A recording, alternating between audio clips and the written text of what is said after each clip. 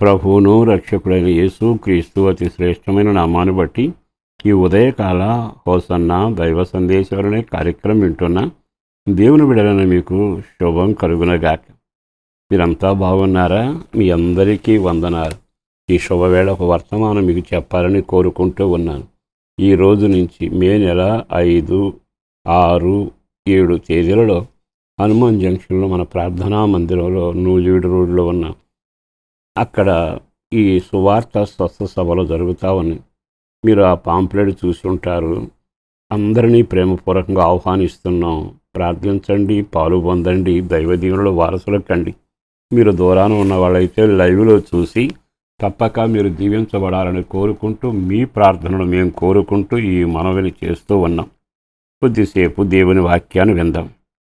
అదేమిటంటే, కొంతమంది దగ్గరికి మనం వెళితే వెండి కనపడుతుంది, కొంతమంది దగ్గరికి వెళితే ధాన్యం కనపడుతుంది, కొంతమంది దగ్గరికి వెళితే వాళ్ళ జీవన వ్యాపారాన్ని బట్టి వాళ్ళ చేరులో పండిన పంటను చూసి, అయ్యా మా దగ్గర పంచదార దొరుకుతుంది, బెల్లం దొరుకుతుంది అంటే ఆ పంటను బట్టి వాళ్ళ చేసే విధానాన్ని బట్టి ప్రతి మనిషి దగ్గర ఏదో సరుకుంటుందిగా.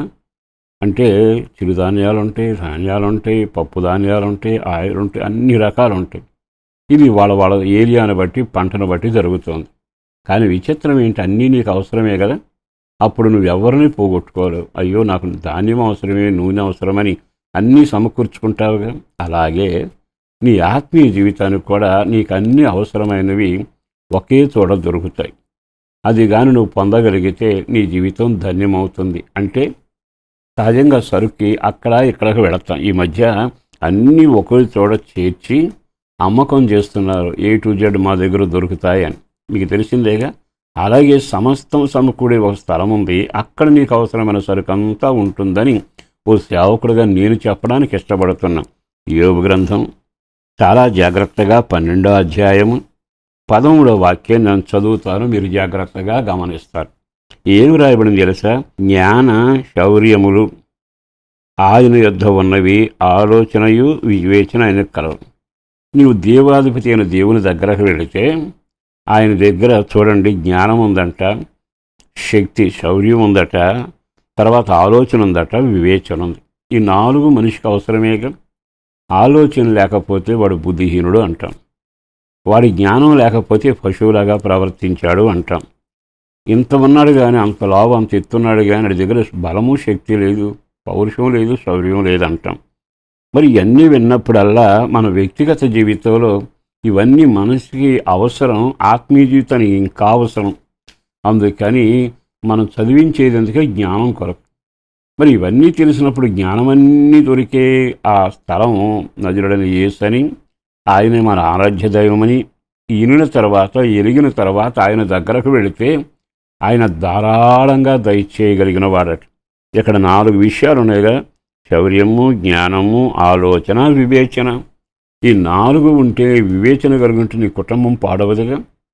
దేవుని ఆలోచనతో నడిస్తే నష్టం రాదుగా. నీ జీవితంలో జ్ఞానిగా ఉంటే పతనం అవ్వవు కదా. మరి వీటన్నిటినీ సమకూర్చే దేవుడు ఉంటే ఆయన సంధికి వెళ్ళి మోకరించి చేతులెత్తి అయ్యా అని పిలిస్తే ఎంత దీవెన, ఎంత క్షేమం, ఎంత ఆశీర్వాదం. ఈ శుభవేళైనా ఈ మాటలు విన్నాకైనా ఒక్క క్షణమైన వైపు తిరిగితే బాగుంటుందిగా. మీకు ఇంకో విషయం జ్ఞాపకం చేస్తాను. బైబిల్లోనే ఒక భక్తుడు చక్కగా రాశాడు. యాకోబు తన పత్రికలో రాసిన మాట ఏమిటంటే, మీలో ఎవరికైనా జ్ఞానం కొదువై ఉన్నాయడరా నా దగ్గరకు రండి, ఆయన ధారాళముగా దయచేసే దేవుడని యాకోబు యేసును గురించి చెబుతూ ఉన్నాడు. అంటే నా దగ్గరకు రమ్మని యేసు పిలుస్తున్నాడు. యాకోబు అంటాడు ఆయన దగ్గర అవన్నీ ఉన్నాయి, ధారాళంగా దయచేస్తాడు. ఆహా!